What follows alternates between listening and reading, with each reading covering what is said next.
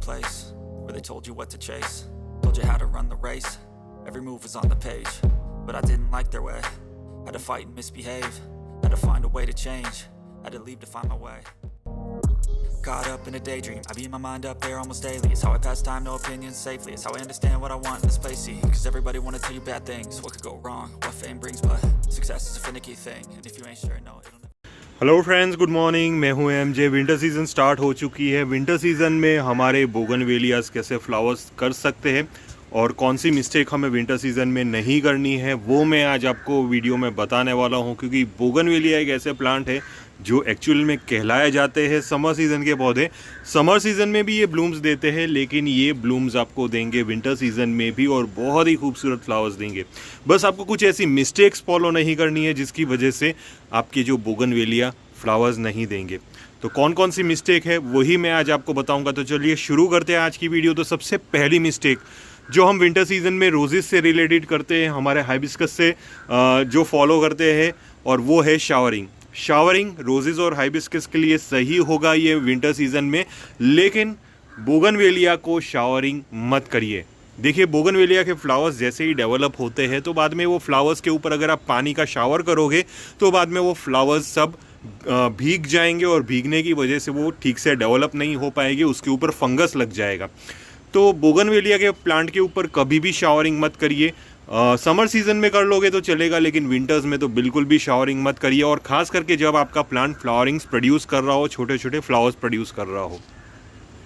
दूसरी जो मिस्टेक हमें बोगनवेलिया में नहीं करनी है वो है फर्टिलाइजेशन से रिलेटेड। और फर्टिलाइजेशन से रिलेटेड ये होगा कि परफेक्ट फर्टिलाइज़र हमें उसको देना है। ऐसा नहीं है कोई भी फर्टिलाइज़र उठा के दे दिया। देखिए, बोगनवेलिया में एक दिक्कत बहुत सारे लोगों को फेस होती है, वो है उसके ऊपर फ्लावर्स नहीं होते। प्लांट के ऊपर से लीव्स प्रोड्यूस होते जा रहे हैं लेकिन फ्लावर्स की क्वांटिटी नहीं आती। वो इसलिए होता है क्योंकि आप फर्टिलाइज़र ऐसा देते हो। फर्टिलाइज़र में नाइट्रोजन का कंटेंट अगर रहेगा तो बाद में आपके जो बोगनवेलिया है वो फ्लावर्स की क्वांटिटी कम देगा और उसके सामने लीव्स की क्वांटिटी ज़्यादा आएगी। तो इसीलिए आप अपने बोगनवेलिया को कभी भी nitrogen based fertilisers winter season में मत दीजिए। अभी एक्चुअली प्लांट के ऊपर आप बस फ्लावर्स लेने की ही कोशिश करिए, तो उससे रिलेटेड आपको फॉस्फोरस और पोटेशियम बेस्ड फर्टिलाइजर्स देने हैं। अब ऑर्गेनिक और इनऑर्गेनिक दोनों में आपको ऑप्शंस बता दूंगा। फॉस्फोरस में फ्रेंड्स, फॉस्फोरस और पोटेशियम रिच फर्टिलाइजर्स में आप बनाना पील्स दे सकते हो, बाद में आप बोन मील दे सकते हो, बाद में फ्रूट पील्स फर्टिलाइजर्स दे सकते हो। प्रॉम फर्टिलाइज़र जिसको हम बोलते हैं फॉस्फोरस रिच ऑर्गेनिक मैन्योर, ये फर्टिलाइज़र भी दे सकते हो। तो ये कुछ ऐसे ऑप्शंस है। रॉक फॉस्फेट है, ये भी एक बहुत ही अच्छा ऑप्शन है फॉस्फोरस का, जिसकी वजह से आपके जो बोगनवेलिया के पौधे हैं वो फ्लावरिंग्स दे पाएंगे। और इनऑर्गेनिक में मैं आपको सजेस्ट करूंगा 05234 one of the best fertiliser है फॉर फ्लावरिंग्स आपके बोगनवेलिया के लिए।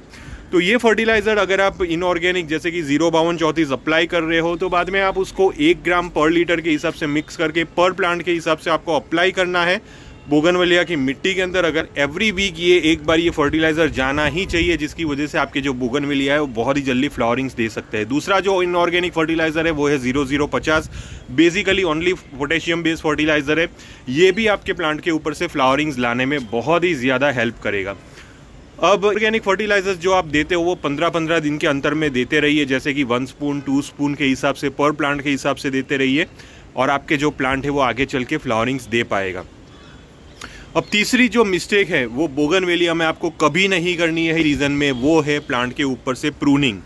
देखिए, प्लांट के ऊपर अगर आपने प्रूनिंग करना स्टार्ट कर दी और उसकी फ्लावरिंग सीजन में अगर आपने प्रूनिंग की तो बाद में आपके जो बोगनवेलिया पूरी फ्लावरिंग सीजन में फ्लावर्स नहीं देंगे। बहुत सारे लोग यही मिस्टेक कर लेते हैं। एक्चुअली उसकी प्रूनिंग सीजन होती है, जैसे ही बारिश खत्म होती है उसके बाद तुरंत आप अपने बोगनवेलिया के ऊपर प्रूनिंग कर देनी चाहिए। उसके बाद एक भी बार ट्रिमिंग भी नहीं करनी है, प्रूनिंग भी नहीं करनी है, कुछ नहीं करना है, और सीधा आपके जो प्लांट है वो फ्लावरिंग्स देना शुरू कर लेंगे। लेकिन हम करते क्या है, हम बहुत ही ज़्यादा हमारे अंदर पेशेंस नहीं रहता, हमें फ्लावर्स बहुत ही जल्दी चाहिए। तो हम क्या करते हैं कि यार स्टेम्स तो सब नई नई निकल चुकी है, प्लांट के ऊपर से ब्रांचेस नए नए निकल चुके हैं, लेकिन फ्लावरिंग्स नहीं हो रही, तो हम फिर से नई ब्रांचेस को कट कर देते या तो ट्रिम कर देते। तो यहाँ पे ही सबसे बड़ी गलती हम कर देते हैं।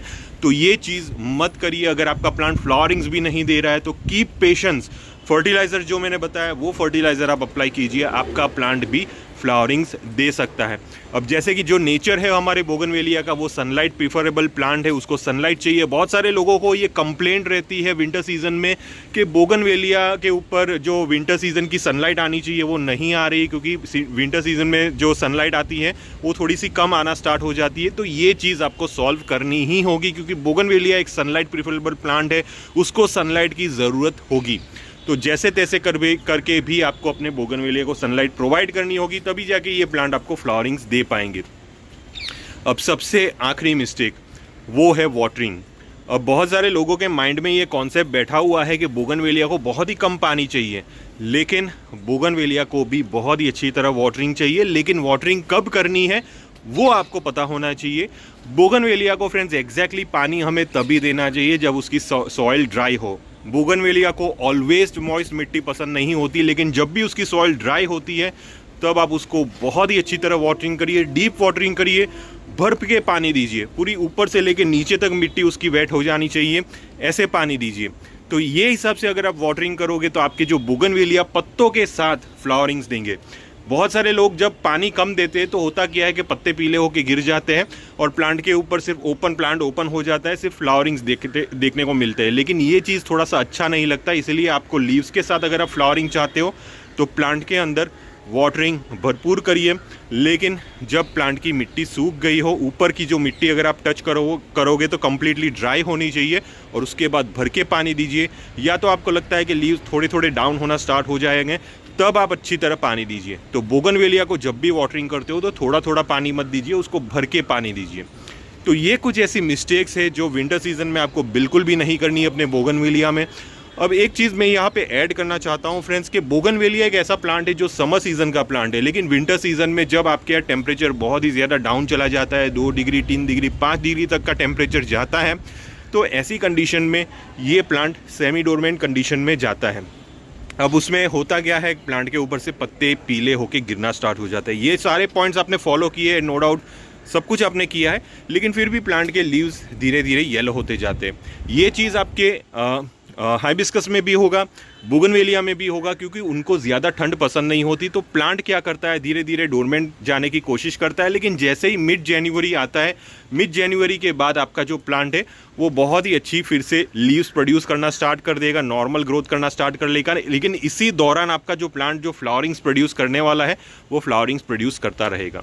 तो ये कुछ ऐसी इंपॉर्टेंट चीज़ है, जो मिस्टेक्स है, जो आपको बिल्कुल भी नहीं करनी है बोगनवेलिया में। अगर आपको किसी भी टाइप का कन्फ्यूजन हुआ ये टॉपिक से रिलेटेड, तो आप प्लीज़ मुझे इंस्टाग्राम पे मैसेज करिए, टेलीग्राम ग्रुप में मैसेज करिए। टिल देन के लिए थैंक यू फ्रेंड्स और हैप्पी गार्डनिंग।